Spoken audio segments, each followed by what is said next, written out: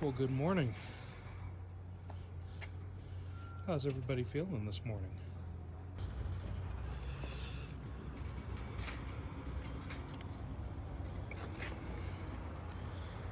Come on out.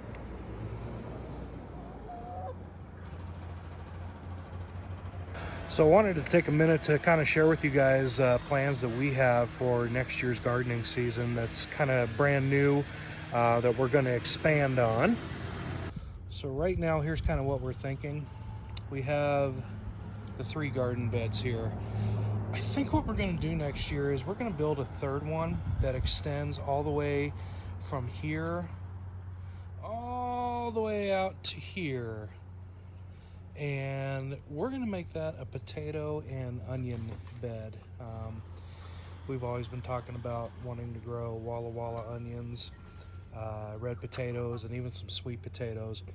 I think that'll really give us a good opportunity to really capitalize on that. So future videos will kind of show the progression of that.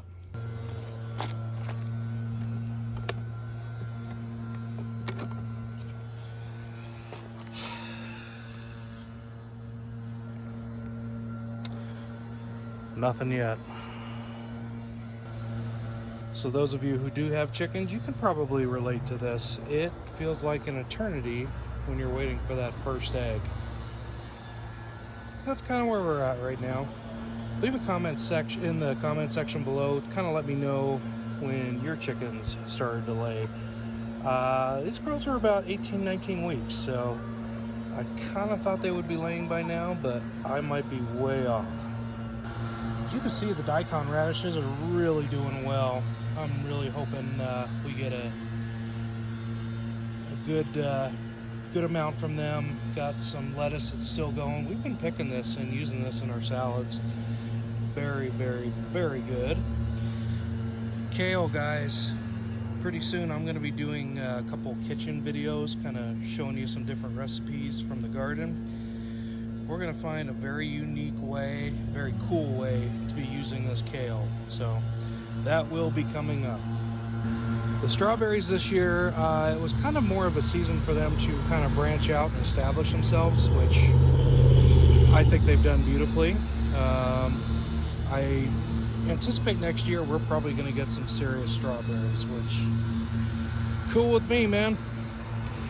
And also the raspberry bushes, been really happy with. I really didn't expect to see raspberries the first year, but sure enough, here we go. Fed a couple of these to the chickens and they went ballistic. This one not so much, but I do think next year we're going to see quite a big harvest out of these guys as well. So about mid-September to early October is about the time you want to start thinking about planting garlic. If you do that, if you've never planted garlic before, I encourage you to do so. It's kind of like watching those lilies pop up in the springtime. Very cool to watch. I would recommend, if you do plant garlic, go to a seed store. Don't try to buy something from the grocery store. It just doesn't work out. There's something that they put on it that actually inhibits sprouting on it. So I would go to your local plant store and get seed garlic, preferably hardneck garlic if you're in the cooler areas like we tend to get in the wintertime. It's a very beautiful plant and very, very fun to work with, and we'll use it year round. I know that for sure. So let's go ahead and take a look at just a simple process of planting garlic. So here's a great example of what a hardneck garlic is. If you ever wonder what the difference is between a hardneck and a softneck, if you kind of look at this in between here, it's a very woody stem.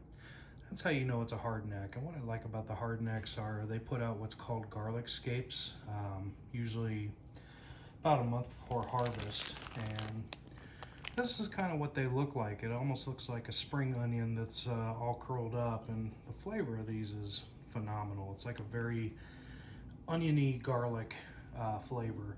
You can absolutely pick these, put them in stir fries. They're very, very good to cook with.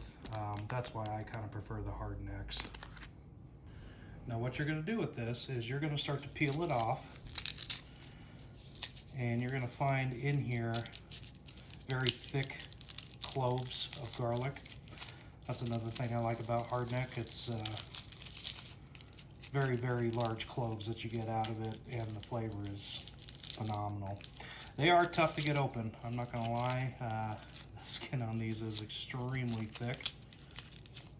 What you're gonna come up with is a little garlic clove just like that. You'll see there's plenty in here. This will probably, I could probably plant all of my garlic with just this one garlic head alone. And what you're going to do is, when you plant it in the ground, you're going to go about 2 to 4 inches deep. Make sure that this side is facing down when you place that in there. And what you're going to do is you're going to cover it up obviously with dirt, but make sure you mulch these as well. It's got a lot of winter ahead of it, and it's still got to try to form a root. So we want to insulate this very, very well to make sure that come springtime you start to see that sprout start to emerge. One thing I wanted to mention too, guys, when you're picking out which ones you want to plant, you're always going to want to go with the largest ones. The larger the clove, the better chances you get for a very healthy plant. So something large and thick like this, you don't really want to go with, what's a good example? Something like this. It's just a little too small, I think. You're not going to get much of a garlic head out of that.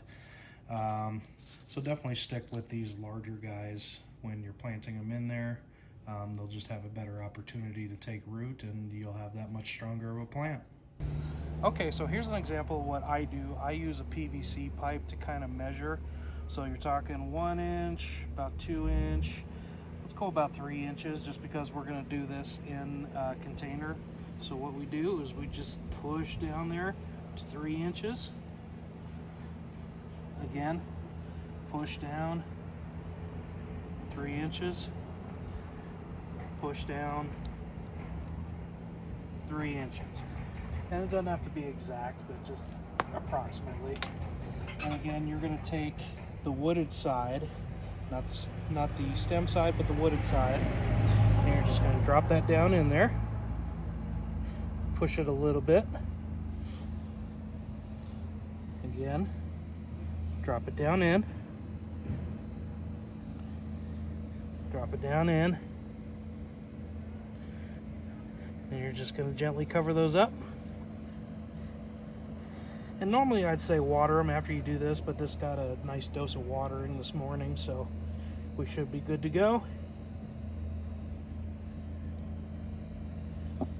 And that is it, you guys. And then in about March or April, you're going to start to see little stems start to come up. And May to June, you're going to start to see the garlic scapes start to grow as well, which are great to use again. And then by July, you're ready for a harvest.